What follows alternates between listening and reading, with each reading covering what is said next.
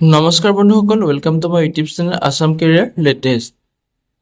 আজি পুনৰ আপোনালোকৰ এটা ভাল খবৰ লৈছোঁ, যিটো আপোনাৰ চকুতে ফালৰ পৰা নতুনকৈ পোষ্ট মুকলি কৰি দিয়া হৈছে। গুৱাহাটী ৰিক্ৰুটমেণ্ট 2025ৰ ফালৰ পৰা 11টাকৈ পোষ্ট মুকলি কৰি দিয়া হৈছে। এই পোষ্টসমূহত আপুনি কেনেদৰে আবেদন কৰিব, আবেদন কৰিবলৈ আপোনাৰ বয়সৰ সময়সীমা কিমান লাগিব, কিমান এপ্লিকেশ্যন ফিজ কাটিব লাগিব, সকলো তথ্য এই ভিডিঅ'টোত জনাই যাম। ভিডিঅ'টো শেষলৈকে চাই যাব, অলপো স্কিপ নকৰাকৈ।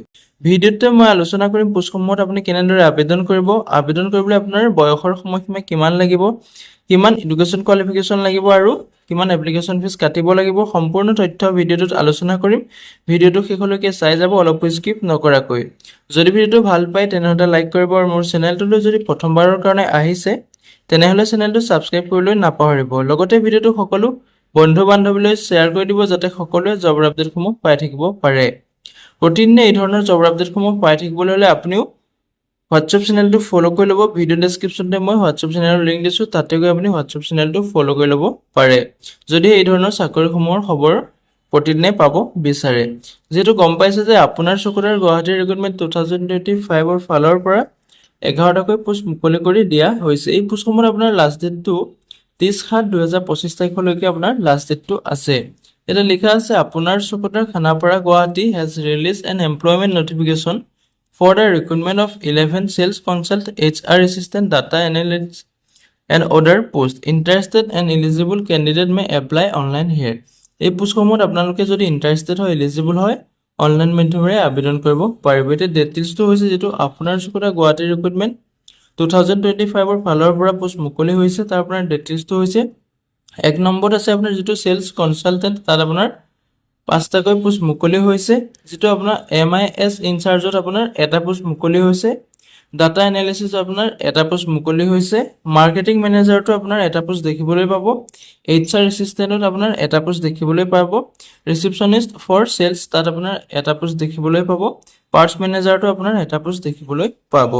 ইয়াতে পে স্কেলটো আপোনাৰ প্ৰতিটো পোষ্টৰ কাৰণে বেলেগ বেলেগ ধৰণে আপোনাৰ চেলাৰীসমূহ দিব, লগতে আপোনাৰ এক্সট্ৰা সুবিধাও থাকিব চেলাৰীসমূহৰ লগতে, আৰু আপোনাৰ গেটসমূহ বেলেগ বেলেগ হ'ব। ইয়াতে বয়সৰ সময়সীমাটো দিয়া আছে।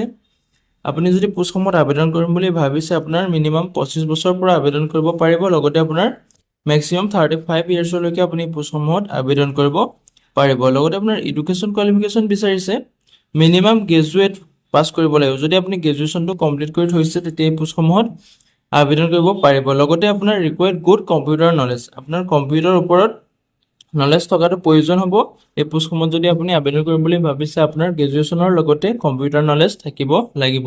লগতে আপোনাৰ এক্সপিৰিয়েঞ্চো বিচাৰিছে, ইয়াত মিনিমাম আপুনি 1 বছৰ বা 5 বছৰলৈকে আপোনাৰ এক্সপিৰিয়েঞ্চ বিচাৰিছে। আপুনি যিটো পোষ্টত আবেদন কৰিম বুলি ভাবিছে, সেই পোষ্টটোৰ ছেম বেকগ্ৰাউণ্ডত আপোনাৰ 1 বছৰৰ পৰা 5 বছৰলৈ আপোনাৰ যদি এক্সপিৰিয়েঞ্চ আছে, তেতিয়া আপুনি পোষ্টসমূহত এলিজিবল হ'ব। লগতে আপোনাৰ এপ্লিকেশ্যন ফিজটো ইয়াত দিয়া আছে, কোনো ধৰণৰ এপ্লিকেশ্যন ফিজ কাটিব নালাগে। হাউ টু এপ্লাই ক্ষেত্ৰত ক'বলৈ গ'লে, যিটো গুৱাহাটীৰ আপোনাৰ চকুৰ ৰিক্ৰুটমেণ্ট মুকলি হৈছে, তাত আপোনাৰ এপ্লাই কৰিবলৈ হ'লে যিসকল ইণ্টাৰেষ্টেড আৰু এলিজিবল কেণ্ডিডেট আছে, তেওঁলোকে নিজৰ ৰিজিউমখন ইমেইল কৰিব লাগিব। HR@আপোনাৰ চকুৰ.in আপুনি যদি ইমেইল কৰে, তেতিয়া আপোনাৰ এপ্লিকেশ্যনটো হৈ যাব। আপোনাৰ যিখন ৰিজিউম আছে, সেইখন আপুনি এই পোষ্টটোতে ইমেইলটোতে পঠাই দিব পাৰিব। ইমেইলত পঠোৱাৰ ডেটটো হৈছে আপোনাৰ ছাবমিশ্যন অফ এপ্লিকেশ্যনখন আপোনাৰ 30 জুলাইলৈকে আপুনি এই পোষ্টটোত আবেদন কৰিব পাৰিব। মানে আপুনি নিজৰ ৰিজিউমখন আপোনাৰ এই ইমেইলটোত পঠাবলৈ 30 জুলাইলৈকে সময় দিছে। আপুনি 30 জুলাই আগতেই নিজৰ ৰিজিউমখন পঠাই দিব পাৰিব। আজিলৈ ভিডিঅ'টো ইমানেই আছিল। যদি ভিডিঅ'টো চাই ভাল পালে এটা লাইক কৰিব। মোৰ চেনেলটোলৈ যদি প্ৰথমবাৰ কাৰণে আহিছে, তেনেহ'লে চেনেলটো ছাবস্ক্ৰাইব কৰিবলৈ নাপাহৰিব।